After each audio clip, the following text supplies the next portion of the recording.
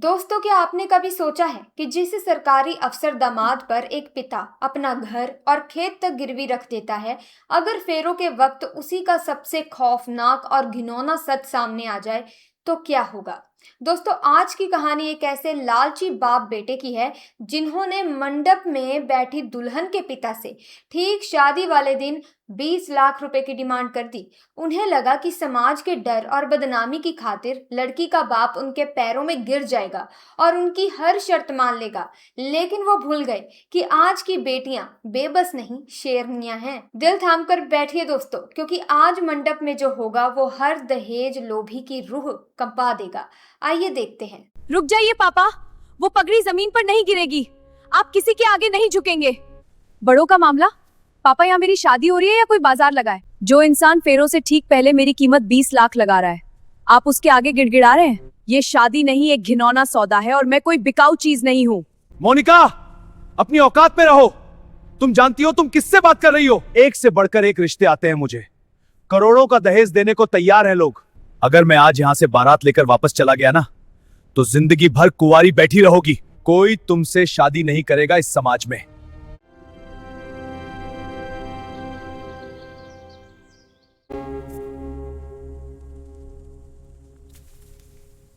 धर्मपाल जी, रात के 12 बज गए। फेरों का मुहूर्त निकला जा रहा है। लड़के को जल्दी मंडप में बुलाइए। बस 5 मिनट पंडित जी। समधी जी, लोग बातें बना रहे हैं। मेरी पगड़ी का सवाल है, सूरज को मंडप में भेजिए। मुहूर्त तब शुरू होगा धर्मपाल जी, जब हमारी शर्त पूरी होगी। सूरज को अमेरिका में बिजनेस सेट करना है। जब तक 20 लाख कैश मेरे हाथ में नहीं आता, मेरा बेटा यहां से 1 इंच नहीं लेगा। 20 लाख? समधी जी, 10 लाख कैश और गाड़ी तो मैं अपना खेत बेचकर दे चुका हूं। अब मैं बिल्कुल खाली हो चुका हूं। मुझ पर रहम कीजिए। अगर आप 20 लाख नहीं दे सकते तो अपनी बेटी को घर में ही बिठा कर रखिए। ऐसा अनर्थ मत कीजिए। फेरों से उठी हुई बेटी को कौन अपनाएगा? समाज में मेरी नाक कट जाएगी।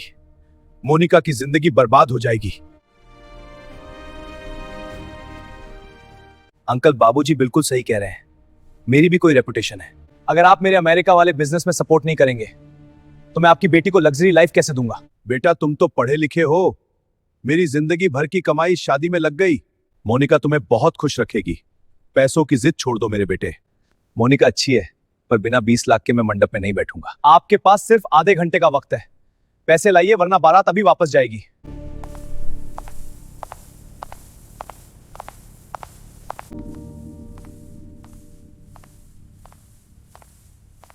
रुक जाइए पापा, वो पगड़ी जमीन पर नहीं गिरेगी। आप किसी के आगे नहीं झुकेंगे।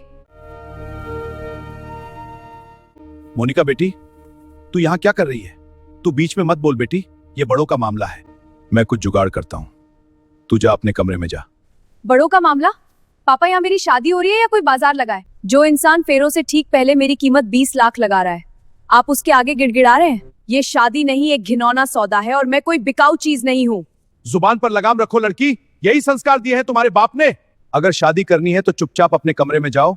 हम तुम्हारे बाप से डील कर लेंगे। संस्कार तो मुझे बहुत अच्छे मिले हैं धीरज अंकल, इसीलिए सही और गलत का फर्क जानती हूँ। जो इंसान मंडप में एक मजबूर बाप को ब्लैकमेल करे, वो कोई रिश्तेदार नहीं, एक घटिया और लालची अपराधी होता है। मोनिका, अपनी औकात में रहो।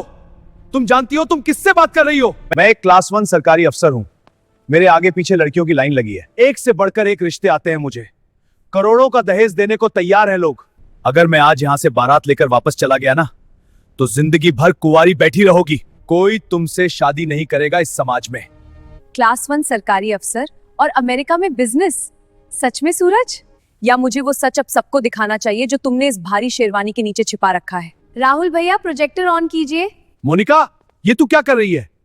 कौन सा सच? प्रोजेक्टर क्यों ऑन करवा रही है? बेटा शांत हो जा, लोग तमाशा देख रहे हैं। हमारी इज्जत मिट्टी में मिल जाएगी। पापा, आप रोना बंद कीजिए और यहाँ मौजूद आप सब लोग, सारे रिश्तेदार, मेहमान, ध्यान से सुनिए। आज मैं यहाँ सिर्फ अपनी शादी नहीं तोड़ूंगी, बल्कि इस तथाकथित सरकारी अफसर की वो पोल खोलूंगी जो हर उस पिता को देखनी चाहिए जो अपनी बेटी के लिए एक अंधा सौदा कर रहा है। आज इस धोखेबाज का नकाब उतरेगा। ये क्या बकवास है? बंद करो इसे। तुम मेरा करियर बर्बाद करना चाहती हो। कौन सा करियर सूरज? आज तुम्हारी इस क्लास 1 अफसर की झूठी कुर्सी मैं सबके सामने तोड़ूंगी। सब लोग ध्यान से देखिए, ये इनका सस्पेंशन लेटर है। भारी घूस लेने के आरोप में ये पिछले 6 महीने से सस्पेंड है और इन पर जांच चल रही है। ये बाप बेटे मिलकर बस लोगों को बेवकूफ बना रहे थे। सस्पेंड? समधी जी, ये मोनिका क्या कह रही है? आप तो कह रहे थे कि बेटे का प्रमोशन हुआ है। आपने तो मिठाई भी बांटी थी पिछले महीने। ये सब झूठ है धर्मपाल जी। इस लड़की का दिमाग खराब हो गया है। जब आपने पहली बार 10 लाख रुपए कैश मांगे थे तभी मुझे आप लोगों की नीयत पे शक हो गया था। मैं एक सॉफ्टवेयर इंजीनियर हूँ, कोई अनपढ़ गवार नहीं जो आपकी बातों में आ जाऊं। मैंने सरकारी पोर्टल पे इनका एम्प्लॉयमेंट स्टेटस और एम्प्लॉय आईडी नंबर चेक किया। पब्लिक डोमेन में सब कुछ दर्ज है। विजिलेंस विभाग की वेबसाइट पर इनका नाम ब्लैकलिस्टेड दिखा रहा है। बस लड़की वाले लड़के की सरकारी नौकरी का नाम सुनकर इतने दब जाते हैं कि कभी सच चेक करने की हिम्मत ही नहीं करते। तुम बहुत ज्यादा स्मार्ट बन रही हो मोनिका। ये एक छोटी सी रूटीन इंक्वायरी है। सरकारी कामों में ऐसी जांच होती रहती है। मेरे दुश्मनों ने मुझे फंसाया है। कल मुझे क्लीन चिट मिल जाएगी, तब देखूंगा तुम्हें कौन बचाता है। और वो जो अमेरिका का बिजनेस है, मेरा सच में वहां प्लान है। तुम्हारा अमेरिका का बिजनेस? अभी बताती हूँ। ये देखो अपना अमेरिका का बिजनेस। सब लोग देखिए स्क्रीन पर। 3 अलग अलग बैंकों से 35 लाख का लोन, क्रेडिट कार्ड्स के 10 लाख के बकाया बिल, और सबसे बड़ा सच, ऑनलाइन जुए और सट्टेबाजी का भारी कर्ज। बंद करो ये प्रोजेक्टर। ये प्राइवेसी का हनन है। तुम मेरी पर्सनल बैंक डिटेल्स कैसे निकाल सकती हो? प्राइवेसी? जब तुम मेरे बाप की इज्जत बाजारों में नीलाम कर रहे थे तब कहाँ थी तुम्हारी प्राइवेसी? ये जो 20 लाख रुपए तुम आज रात मेरे पापा से ऐंठना चाह रहे थे ना, वो अमेरिका जाने के लिए नहीं, बैंक के रिकवरी एजेंटों और सट्टेबाजों से अपनी चमड़ी बचाने के लिए चाहिए थे तुम्हें, ताकि तुम्हारे गुनाहों पर पर्दा पड़ सके। तुम्हें मेरा पापा एक एटीएम मशीन लगा था जिसे तुम ब्लैकमेल करके लूट सकते थे। हे भगवान, इतना बड़ा धोखा मेरे साथ, इतना बड़ा धोखा। मैंने अपनी बच्ची को जिंदा आग में झोंकने की तैयारी कर ली थी। अगर आज मेरी मोनिका ना बोलती तो मेरी बच्ची की तो जिंदगी नर्क बन जाती। धोखा नहीं पापा, ये एक बड़ी सीख है। हम सरकारी नौकरी का टैग देखकर आंख मूंद लेते हैं, पर कभी लड़के का बैकग्राउंड या सिविल स्कोर चेक नहीं करते। अगर आज मैंने ये डिजिटल समझ न दिखाई होती तो कल आपकी बेटी इनके कर्जदारों के धक्के खा रही होती। बहुत जुबान चल रही है तेरी। अगर इतनी ही बड़ी जासूस थी तो ये सब पहले क्यों नहीं बताया? फेरों के वक्त ये तमाशा क्यों कर रही है? हमें पहले ही मना कर देती, सगाई तोड़ देती, हमारा समय क्यों बर्बाद किया? क्योंकि मुझे आपका वो असली घिनौना चेहरा देखना था धीरज अंकल, जो पैसे ना मिलने पर बाहर आता है। अगर मैं पहले बताती तो आप लोग कोई नई झूठी कहानी बना देते, कोई और बहाना देकर निकल जाते, और फिर कल किसी और मासूम लड़की की जिंदगी बर्बाद करते। मुझे ये तमाशा आज सबके सामने करना था, ताकि इस हॉल में बैठा हर बाप अपनी बेटी की शादी तय करने से पहले 100 बार लड़के का बैकग्राउंड चेक करे, और हर लालची बाप और उसके निकम्मे बेटे को सबक मिले कि बेटी अब चुपचाप सहने वाली भेड़ बकरियां नहीं है। बहुत हो गया तेरा नाटक। तूने मेरी इज्जत उछाली है ना भारी महफिल में। अब देख मैं तेरा क्या हाल करता हूँ। अपनी हद में रहो सूरज। बेटी का घर बसाने के लिए तुम्हारे पैर पकड़े थे, पर अगर उस पर हाथ उठाया तो हाथ उखाड़ दूंगा। बाप झुकना जानता है तो बेटी को बचाना भी जानता है। बुढ़े, तेरी ये हिम्मत, भूल मत तू लड़की का बाप है। आज बारात खाली लौटी तो कल पूरा शहर तुम्हारी बेटी पर थूकेगा। समाज आप पर थूकेगा अंकल। लड़की का बाप होना कमजोरी नहीं, ताकत है। मेरे पापा ने मुझे सिर्फ पाला नहीं, काबिल बनाया है। आज की बेटियां किसी की मोहताज नहीं होती। बिल्कुल, मुझे आज अपनी बेटी पर गर्व है। मैं उस समाज से नहीं डरता जो बेटियों को दहेज में जलते देखता है। ले जाओ अपनी बारात यहां से, और दोबारा इस दरवाजे की तरफ मुड़कर मत देखना। हाँ हाँ, जा ही रहे हैं। और याद रखना, ये फेरों से उठी हुई लड़की है। शादी का जोड़ा पहनकर बेआबरू हुई है। कोई खानदानी लड़का अब इसे अपनाएगा नहीं। जिंदगी भर तुम्हारे ही सीने पर बोझ बनकर बैठी रहेगी यह कलमुही। इसे देख देख कर तुम घुट घुट कर मरोगे धर्मपाल। बोझ? अंकल, मैं एक टॉप आईटी कंपनी में सीनियर सॉफ्टवेयर इंजीनियर हूँ। मेरा खुद का पैकेज आपके इस फर्जी अफसर बेटे की सैलरी से दुगना है। मैं अपना खर्च खुद उठा सकती हूँ, और अपने पापा का भी। मेरी जिंदगी का मकसद सिर्फ किसी लड़के से शादी करना नहीं है। एक लड़की की पहचान सिर्फ उसके पति या उसके ससुराल से नहीं होती, उसकी अपनी खुद की काबिलियत से होती है। लड़कियां बोझ नहीं, अपने माँ बाप का मजबूत सहारा है। बहुत हो गया इसका ये महिला मुक्ति का भाषण। चलो बाबूजी, यहाँ इन गवारों के मुंह लगने का कोई फायदा नहीं है। वैसे भी यह भिखारियों का घर है। इनकी इतनी औकात ही कहाँ थी कि ये मेरे लेवल को मैच कर सकें। 20 लाख तो यह जिंदगी भर में नहीं देख पाएंगे। भैया, हॉल के मेन दरवाजे बंद कर दो और बाहर से ताला लगा दो। इनमें से कोई भी इस हॉल से बाहर नहीं जाना चाहिए। ये क्या बदतमीजी है? तुम हमें यहाँ बंधक नहीं बना सकते। आपको तकलीफ करने की जरूरत ही नहीं है धीरज अंकल। पुलिस को मैंने आधे घंटे पहले ही फोन कर दिया था, बस वो रास्ते में ही होंगे। आपके बाहर निकलने से पहले उनका स्वागत करना बहुत जरूरी है। पुलिस? किस जुर्म में? हमने कोई जुर्म नहीं किया है। हमारी मर्जी, हम शादी करें या ना करें। शादी टूटना कोई जुर्म नहीं है। हमारा फंडामेंटल राइट है शादी से इनकार करना। शादी टूटना जुर्म नहीं, लेकिन दहेज निषेध अधिनियम के तहत फेरों पर 20 लाख मांगना और ब्लैकमेल करना गैर जमानती अपराध है। मेरे पास तुम्हारे सारे व्हाट्सएप मैसेज और कॉल रिकॉर्डिंग के पक्के डिजिटल सबूत हैं। अब जेल जाने के लिए तैयार रहो। बेटा मोनिका, पुलिस कचहरी क्यों? घर की बात घर में सुलझा लेते हैं। कोर्ट के चक्करों से दोनों परिवारों की बदनामी होगी। तुम्हारे पापा को भी तो समाज ताने मारेगा। बदनामी आपकी होगी अंकल। इसी घर की बात के नाम पर रोज हजारों लड़कियां दहेज की आग में जला दी जाती हैं। बदनामी के डर से लोग चुप रहते हैं, तभी आप जैसे अपराधियों की हिम्मत बढ़ती है। मैं चुप नहीं रहूंगी। मैं पुलिस में एफआईआर करूंगी ताकि अगली बार किसी भी बाप के आगे हाथ फैलाने से पहले आप 1000 बार सोचें। बाबूजी, पुलिस आ गई तो क्या होगा? मेरी बची खुची नौकरी जो पहले से इंक्वायरी में है वो हमेशा के लिए चली जाएगी। मेरा बैंक अकाउंट फ्रीज हो जाएगा, जेल हो जाएगी हमें। बाबूजी कुछ कीजिए। पुलिस कंट्रोल रूम में यहां से फोन किसने किया था? क्या तमाशा चल रहा है यहाँ? शादी का मंडप है या कोई मछली बाजार? मैंने कॉल किया था इंस्पेक्टर सर। मेरा नाम मोनिका है और यहाँ तमाशा नहीं, एक अपराध हो रहा है। इन लोगों ने मुझसे और मेरे पापा से ठीक फेरों के वक्त 20 लाख रुपए की डिमांड की है और ब्लैकमेल किया है। अरे सर, कोई अपराध नहीं है। ये लड़की पागल हो गई है। ये अपनी मर्जी से शादी तोड़ रही है और अपना दोष छुपाने के लिए हम पर झूठा इल्जाम लगा रही है। आप लोगों का कीमती वक्त बर्बाद कर रही है। सर, मैं खुद एक सरकारी अफसर हूं। इन्होंने अपनी हैसियत से बढ़कर वादे किए थे और अब पूरे न कर पाने पर हमें फंसा रहे हैं। हमने तो 1 रुपए की भी मांग नहीं की। देखो लड़की, अगर तुमने झूठी कंप्लेंट करके पुलिस का वक्त बर्बाद किया, मैं तुम्हें भी अंदर कर सकता हूँ। बिल्कुल सर, अगर मैं झूठ बोल रही हूँ तो आप मुझे अभी इसी वक्त अरेस्ट कर सकते हैं, पर पहले मेरी एक बात सुन लीजिए। सुनो मोनिका, अपने पापा को समझा देना, अगर मंडप में बैठने से पहले 20 लाख कैश और अमेरिका की बिजनेस टिकट मेरे हाथ में नहीं मिली तो बारात दरवाजे से ही वापस ले जाऊंगा। तुम्हारी औकात नहीं है मुझसे शादी करने की। सर, ये कॉल रिकॉर्डिंग और गिफ्ट्स के नाम पर मांगे गए पैसों के व्हाट्सएप स्क्रीनशॉट हैं। मैंने सारे डिजिटल सबूत पुलिस को ईमेल कर दिए हैं, आप चेक कर सकते हैं। तो तू अफसर है, अपनी कुर्सी का रौब दिखाकर एक लाचार बाप को लूट रहा था। हवलदार, दहेज और ब्लैकमेल के जुर्म में इन दोनों बाप बेटे को भी हथकड़ी लगाओ। मुझे माफ कर दीजिए धर्मपाल जी, हमारी इज्जत मिट्टी में मिल जाएगी। मैं आपके एडवांस वाले 10 लाख कल ही वापस कर दूंगा। मेरा खेत ले लीजिए, बस मुझे जेल मत भेजिए। अब बहुत देर हो गई है समधी जी। जो आंसू आज हमने बहाए हैं, अब आप जेल में बहाना। ये सजा बेटियों को बिकाऊ माल समझने वाले लालचियों के लिए एक कड़ा संदेश है। इंस्पेक्टर साहब, आप अपना काम कीजिए। ये लड़की एक बहुत बड़ा खेल खेल रही है। ये खुद शादी तोड़ना चाहती थी, इसलिए उसने मुझे फंसा दिया। बकवास बंद कर, अब जो कहना है थाने में कहना। मैं तेरी ये बकवास यहां नहीं सुनूंगा। मैं बकवास नहीं कर रहा सर, आप इस मोनिका को अरेस्ट कीजिए। इसने मुझसे ये बात छुपाई है कि ये पहले से ही किसी और की पत्नी है। क्या कह रहा है तू? हाँ, इसने और इसके बाप ने मिलकर मुझे धोखा दिया है। ये मुझे फ्रॉड में फंसाना चाहते हैं क्योंकि मैं इनका पुराना सच जान गया था। मेरे पास इसके खिलाफ ऐसा सबूत है जो अभी के अभी इस पूरी शादी को एक गैर कानूनी जुर्म साबित कर देगा और इसे और इसके बाप को जेल भेज देगा। तेरी जुबान खींच लूंगा मैं। मेरी फूल जैसी बच्ची पर इतना गंदा इल्जाम लगाते हुए तुझे शर्म नहीं आई? सच कड़वा होता है धर्मपाल जी। सर, मेरी अंदर वाली जेब से फोन निकालिए और प्रूफ फोल्डर खोलकर सबको इस सती सावित्री की असली सच्चाई दिखाइए। मोनिका, ये क्या है? तुम्हारी किसी और आदमी के साथ वरमाला पहने फोटो और साथ में ये मैरिज सर्टिफिकेट। तुम पहले से शादीशुदा हो? हे राम, ये लड़की तो पहले से शादीशुदा निकली। क्या जमाना आ गया है, बाप को पता भी नहीं और बेटी गुल खिला रही है। तभी तो इतना उछल रही थी। अपनी गलती छुपाने के लिए लड़के वालों पर दहेज का केस डाल रही। देख लिया इंस्पेक्टर साहब, मैं ना कहता था मेरा बेटा बेकसूर है। यह खुद एक चरित्रहीन और धोखेबाज लड़की है। ये हमें ब्लैकमेल कर रही थी अपने इस पुराने पाप को छुपाने के लिए। अब लगाइए इसे हथकड़ी।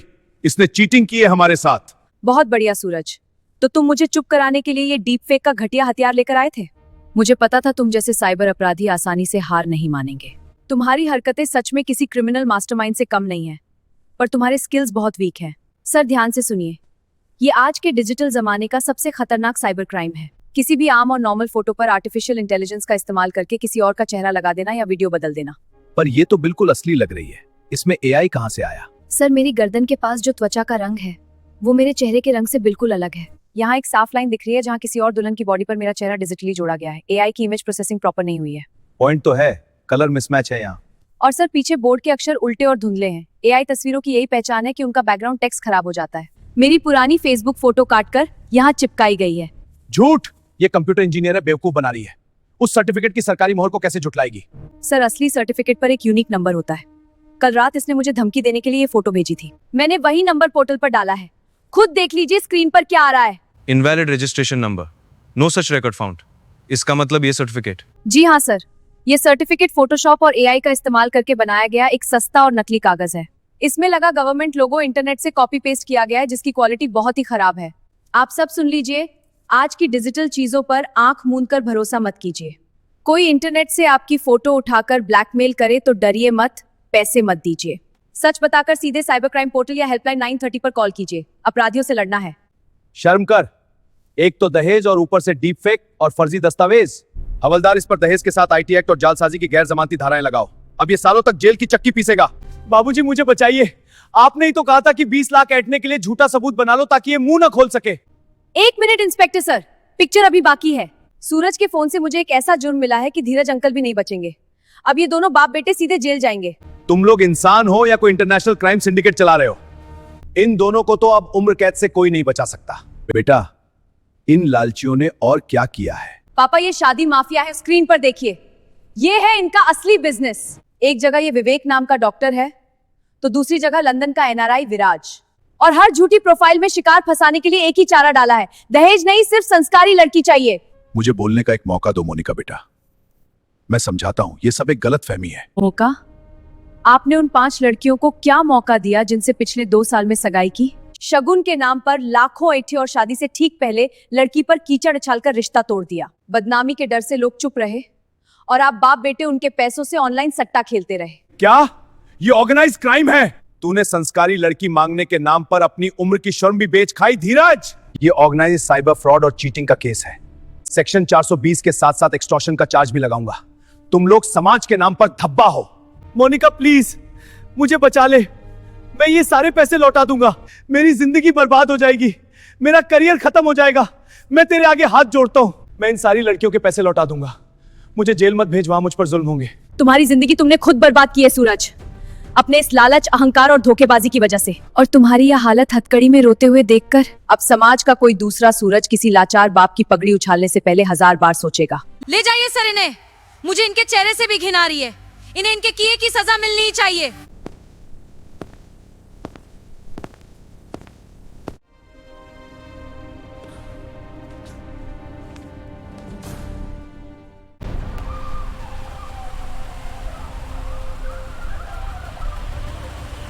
मुझे माफ कर दे बच्ची, झूठी प्रोफाइल और दिखावे के चक्कर में मैंने तेरी जिंदगी दांव पर लगा दी थी। आज तूने हिम्मत ना दिखाई होती तो मैं जीते जी मर जाता। मैंने तुझे बेटी मानकर गलती की, तू तो मेरा बेटा है। नहीं पापा, मैं आपकी बेटी ही ठीक हूँ। बेटियों को बेटा बनने की नहीं, बस सही शिक्षा और हिम्मत की जरूरत होती है। ये क्या कर रहे हैं पापा आप? आपके हाथ हमेशा मेरे सिर पे आशीर्वाद के रूप में होने चाहिए, मेरे सामने जुड़े हुए नहीं। आप मेरे पिता हैं। और आप सब याद रखिए, शादी तय करने से पहले लड़के का बैकग्राउंड, दफ्तर और पड़ोस खुद जाकर जरूर चेक करें। ये हमारा हक है। हमें आंख मूंद कर विश्वास नहीं करना चाहिए। सही कह रही है बेटी। और सबसे जरूरी बात, बेटियों के लिए बैंक बैलेंस और सरकारी नौकरी वाला लड़का ढूंढने के बजाय उन्हें इतना काबिल बनाइए कि वो अपना बैंक बैलेंस खुद बना सके। आर्थिक रूप से आजाद लड़की कभी किसी दहेज लोभी के आगे सिर नहीं झुकाती। आज मेरी शादी भले न हुई हो, लेकिन आज एक बेटी ने दहेज प्रथा और साइबर फ्रॉड जैसी बीमारी का जनाजा जरूर निकाल दिया है।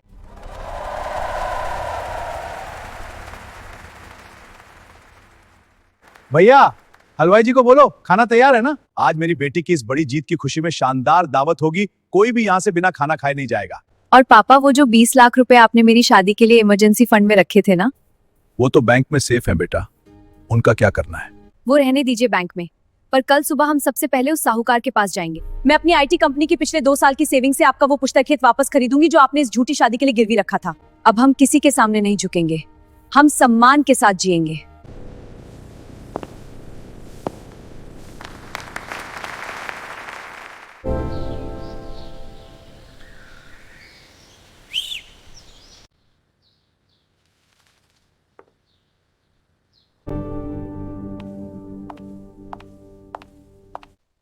आ गई मेरी शेरनी।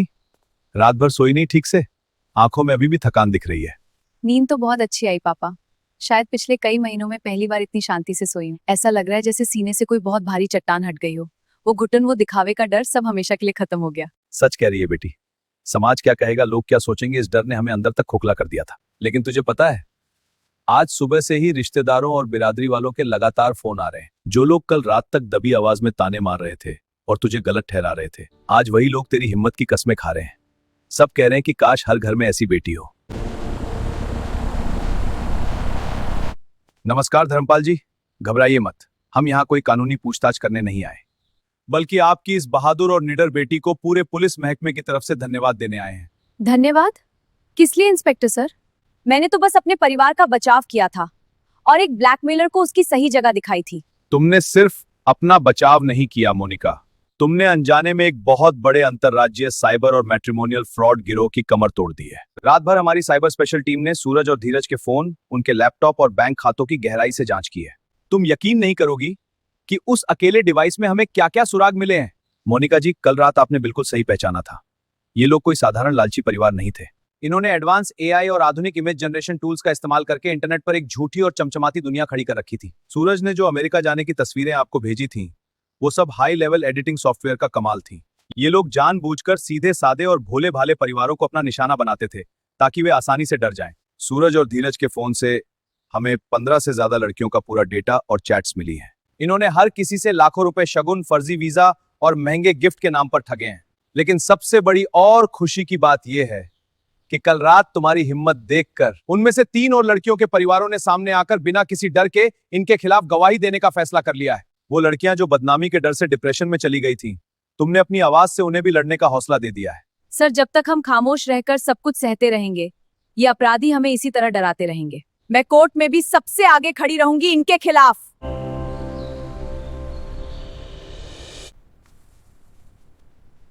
आओ धर्मपाल आओ। सुना है कल रात तुम्हारी बेटी ने अपनी ही बारात दरवाजे से वापस लौटा दी। बड़ा भारी तमाशा हुआ तुम्हारे आंगन में। अरे भाई, अगर इतने बड़े घर में शादी करने का और दहेज का खर्च नहीं उठा सकते तो हमारी चौखट पर अपनी पुश्तैनी जमीन गिरवी रखने क्यों आए थे? अब तो उस जमीन को हमेशा के लिए भूल ही जाओ। और मैं यहाँ अपनी जमीन भूलने नहीं, बल्कि उसे सम्मान वापस लेने आया हूँ। तमाशा नहीं हुआ लाला जी, कल मेरे घर में एक बेटी ने इंसाफ किया है। कहां से लाओगे इतने पैसे? कोई लॉटरी लग गई है क्या रात भर में बाप बेटी की? लॉटरी नहीं लाला जी, ये मेरी अपनी दिन रात की मेहनत की कमाई है। एक टॉप सॉफ्टवेयर इंजीनियर की पिछले 2 साल की खून पसीने की बचत। ये चेक एक लड़की के अकाउंट में इतना पैसा? जी हाँ, एक लड़की। आप जैसे लोग जो हमेशा यही सोचते हैं कि बेटियां सिर्फ विदा होने और घर का काम करने के लिए बनी हैं, वो ये भूल जाते हैं कि अगर बेटी को सही शिक्षा, खुला आसमान और पंख दिए जाएं, तो वो पूरे परिवार का बोझ उठा सकती है। चलिए जल्दी कागज निकालिए, हमारा समय बहुत कीमती है।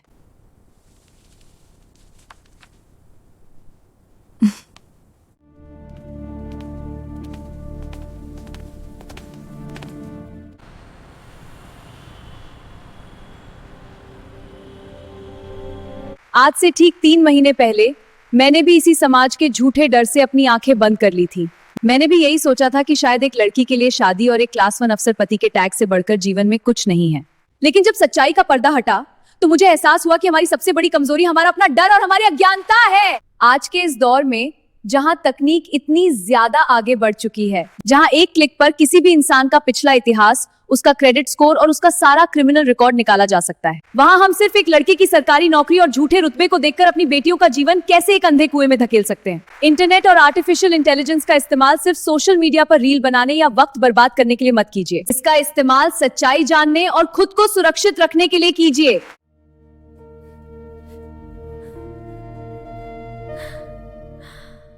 मैं आज यहाँ मौजूद हर पिता से हाथ जोड़कर एक ही विनती करना चाहती हूँ। अपनी लाडली बेटी के लिए दहेज का भारी भरकम पैसा इकट्ठा करने में अपनी पूरी जिंदगी और अपने खेत मत खपाइए। उस पैसे को उसकी उच्च शिक्षा पर लगाइए। उसे मानसिक और आर्थिक रूप से इतना मजबूत बनाइए कि कल को अगर कोई सूरज या धीरज जैसा लालची ब्लैकमेलर उसके सामने खड़ा हो तो उसे रोना या गिड़गिड़ाना न पड़े, बल्कि वो उनका कॉलर पकड़कर उन्हें उनकी सही जगह है यानी जेल की सलाखें दिखा सके। बेटियां कोई बोझ या पराया धन नहीं है, वो एक जिम्मेदारी है, एक बहुत बड़ी ताकत है।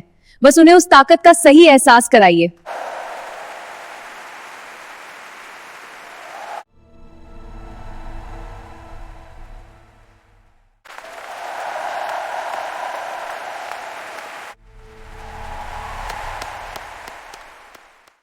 दोस्तों, ये कहानी महज एक शादी टूटने की नहीं, बल्कि दहेज के लालच और डीप फेक जैसे खतरनाक साइबर फ्रॉड के खिलाफ एक कड़ा सबक है। मोनिका ने साबित कर दिया कि बेटियों को दहेज के बोझ से दबाने के बजाय शिक्षा और हिम्मत की ताकत दीजिए।